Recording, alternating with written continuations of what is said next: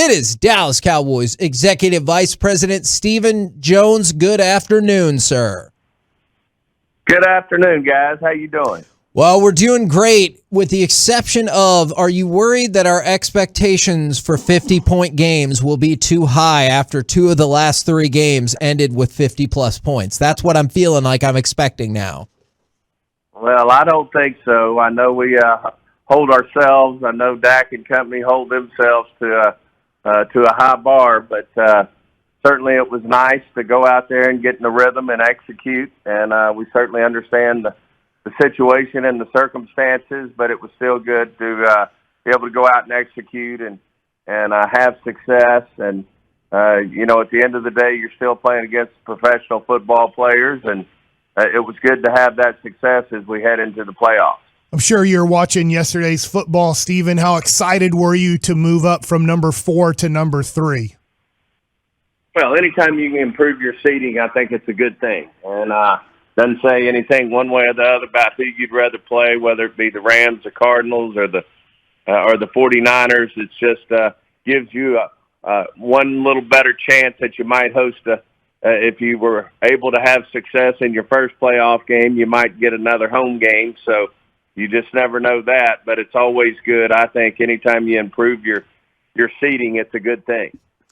Stephen, this is a kind of a 2-part question, so my co-hosts are going to be very mad that I stole 2 questions with one. I get it. But is it going to be longer than 1:05 like Chiafalo? You keep talking, it will be. But so you guys go 6-0 in the division. You blast the division. That's got to feel great. Like winning the division, how important was that? But also, McCarthy talks about uncommon opponents frequently and how they're just different games. What is the preparation when it comes to uncommon opponents? So how good does it feel to win the division 6-0 and also preparation for uncommon opponents like the Niners?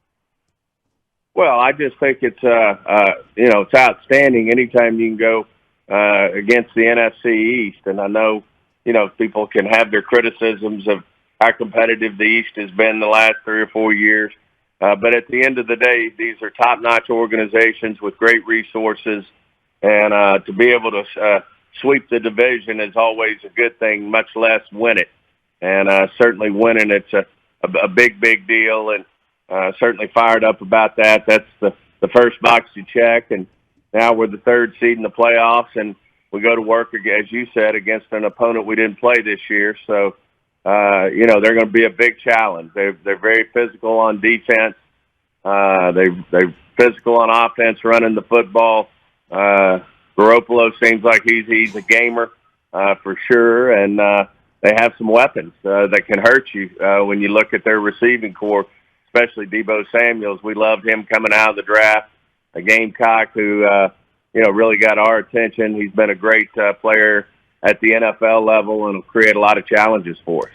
Now, we're going to put you to the test just a little bit. You talked about running through the division. Just the 3rd time in franchise history the Cowboys have gone undefeated in a divisional schedule. Can you tell us the other teams that were in the Capital Division in 1969 when you guys also did this? I'm afraid I'm going to fail that test, so I'm not even going to attempt. Well, believe it or not, it was remarkably similar. It was y'all, Washington, Philly, and then also the New Orleans Saints. Cardinals. No, the Saints. Yes, if you want to impress anybody with football knowledge today, it was the Saints in the Capital Division. You're welcome.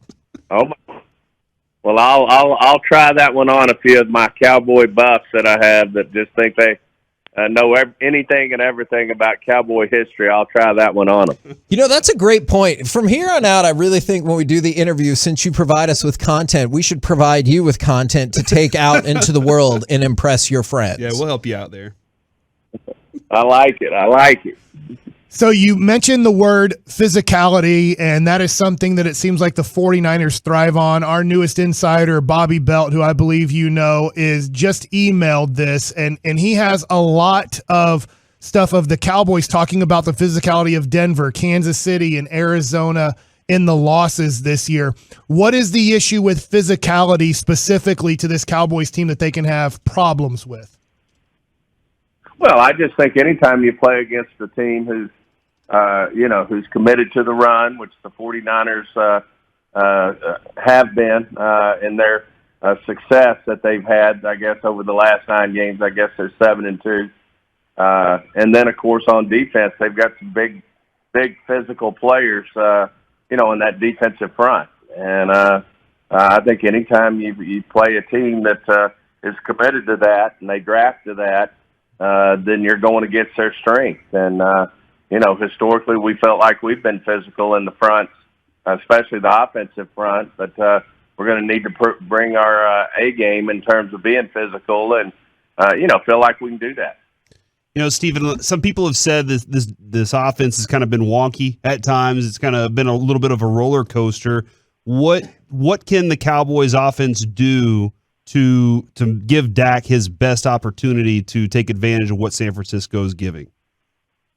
Well, I think if we can go out there and have success running the football, then it seems to be everybody's magic number. I know it is with Mike when he talks, and Kellen when they talk to Jerry and I and Will. If you get in there and you look up when the game's over and you run the ball 30 times, then that's a good indicator of being physical and executing on the offensive side of the ball. And to me, that'd be a big deal, a big number for us if we could pull that off. And I know everybody wants to run the football. I know San Francisco is going to feel the same way, but we've just got to get in there. And Zeke showed what he can do the other night.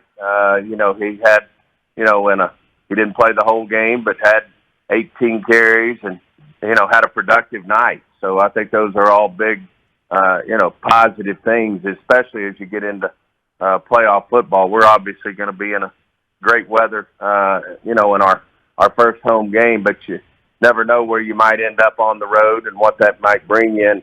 Obviously, being physical running the football is a big deal when you get into inclement conditions. You feel good about you feel good about Tony Pollard's availability this weekend? Absolutely. He'll be ready to roll, and feel great about him, and obviously feel like we're a much better offense when you've got Zeke and Pollard out there running the football. I think they're great compliments to one another. I think it helps our complementary football in terms of what we do as an offense, and be great to have him back when we line up against the 49ers. I don't know if nerve-wracking is the right phrase or how you would describe it, but another thing to factor into the playoff run, aside from matchups and everything, is you have to keep people off of the COVID list. Like, how big of a factor is that throughout not just the regular season, but especially now that you're into the playoffs? It is. I mean, obviously we push. It's in the messaging nonstop that we've got to make sacrifices in terms of what we're doing as players, as coaches, et cetera, in terms of trying to stay as healthy as possible. And we all know how contagious this variant is, and we just have to really conduct ourselves in a way that give us a chance to stay virus-free and give us an opportunity to put our best 48 guys out there to go out and beat the 49ers. The Cedric Wilson was a star of the show on Saturday night, and it was a great time to be alive for him. What do you think he earned around the league? Like, you think there were more eyeballs now checking out Cedric Wilson, and how does he help you guys going forward? Well, he's just the ultimate team player, and we laugh around the building, not laugh. I mean, we're so respectful around the building. Is whenever he gets opportunities, all he does is step up, make plays, and it's great to have him on our team. Certainly, you miss a talented guy, a skilled guy like Michael Gallup, and what he brings to the table. But to be able to have Ced Wilson, for that matter, too, Noah Brown and Malik Turner, we've just got a good group of guys who are ready to step up when need be. Now, we talked about COVID. You talked about Tony Pollard coming back. Are there any, whether it's from the game on Saturday or just in general, lingering injury potential issues that we need to keep an eye out on this week?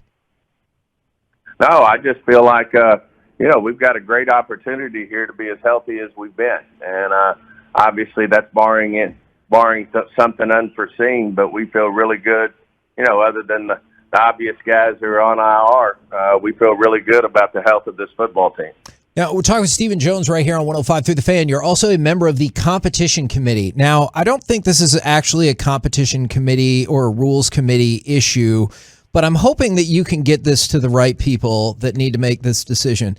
How do we get the games to just be called the name of the day that they're played on? Like, there was a Monday Night Football doubleheader on Saturday. Why can we just not say that it's not on Monday when it's on a Saturday? Well, we'll certainly address that for you. Appreciate that. You kind of get the leeway to what these guys want to call things who are kind of writing you the check. So unless it's just something that's an issue, we'll probably continue as is as we move forward. Well, fair enough. I appreciate you going to bat for me there. Yeah, especially I really do. He's doing that for you. Yeah, That's awesome, I appreciate man. that very much. Steven, my kids need to go to private school, and I need a lot of more money. Who should I bet on tonight? Georgia -2 or Alabama +2? I tell you one thing, I couldn't tell you what two. I mean, all I know is those are the two best football teams in college, and I can't wait to watch the game. It's field will be loaded with future NFL players. It's as good as it gets, and I mean, two great teams, two great coaches, two great institutions, and I don't think anyone would beg to differ that they're not the two best teams in college football, and it'll be a great game to watch. All right, Stephen. Before we let you rock here, you got 100,000 watts to talk to all the Dallas Cowboys fans in the DFW area, most of Texas actually. Message as you prepare for this playoff game, and your message to anybody considering selling a ticket to a San Francisco 49ers fan. Well, I just can't imagine you'd want to miss this one. And this is why you get involved. This is why you want to be a season ticket holder, a suite holder, a sponsor. This what it's all about is being in the tournament. Of course, who would have thought we'd end up having a great rivalry tradition and playing the 49ers here in Arlington and at AT&T Stadium. It's going to be an amazing game, and I wouldn't sell you tickets. I think I'd show up and have a great time and enjoy it. Now, we've talked so much the last couple of weeks about what a weapon Brian Anger has become, and then obviously in the past we've talked to you about Zerline and everything like that. What's the confidence level in the special teams unit as a whole going into the playoffs when a lot of these games can be decided by the smallest of margins? Well, I know obviously there's been a little question mark here and there about Zerline missing an extra point or two, but he seems to always bounce back, and the biggest thing I think about Zerline is when he does miss, he seems to answer the bell quickly and make big kicks at big moments, and just have a lot of confidence in him. Obviously, Anger's punting the ball at one of the highest levels in the league, and I think his average for the year set a franchise record. So, and then I know Bones has the coverage group and the protection groups all ready to roll. So I feel really good that that phase of our game is going to really show up and can give us a win in that phase.